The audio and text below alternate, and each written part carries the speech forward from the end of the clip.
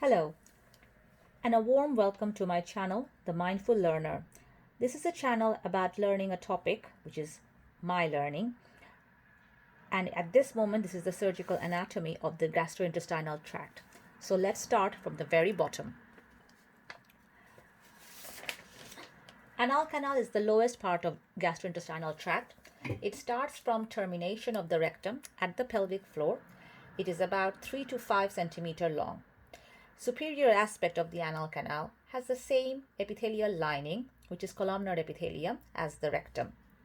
In the anal canal, the mucosa is organized into longitudinal folds known as anal columns. These are joined at the lower end by the anal valves, and these anal valves form the pectinate or the dented line. And this is an important line as it's known as the watershed line. The anal canal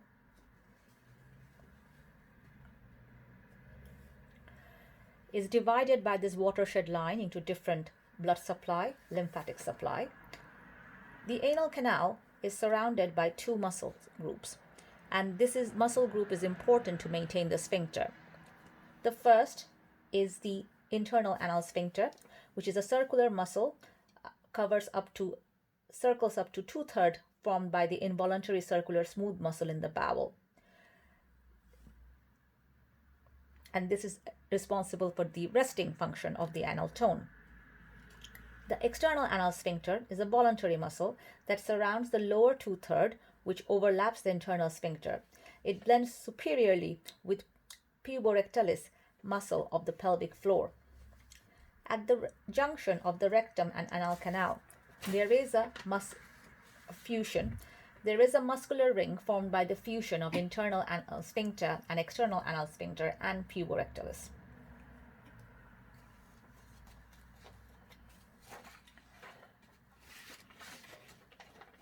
Now let's come back to the pectinate line. Like I said, it divides the anal canal into two parts, and it basically acts as a watershed line. On top of it is developed by the endoderm, which means it's a derivative of the hindgut.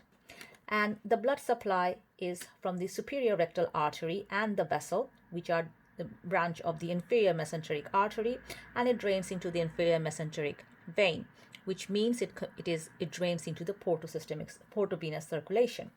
The visceral innervation is via the inferior hypogastric plexus, sensitive to touch, and it drains into internal iliac lymph nodes.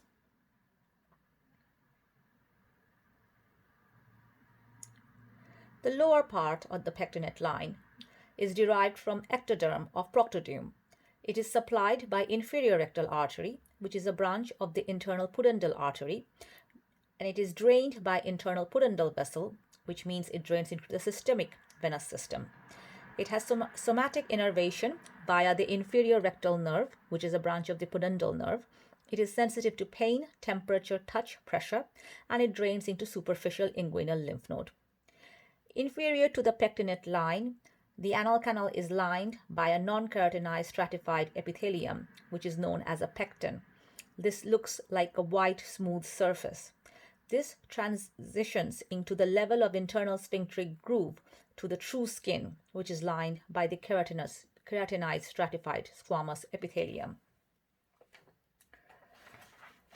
The external anal sphincter traditionally is divided into deep, superficial, and subcutaneous portion, but in reality it is a one continuous sheet of muscle which there is no separation.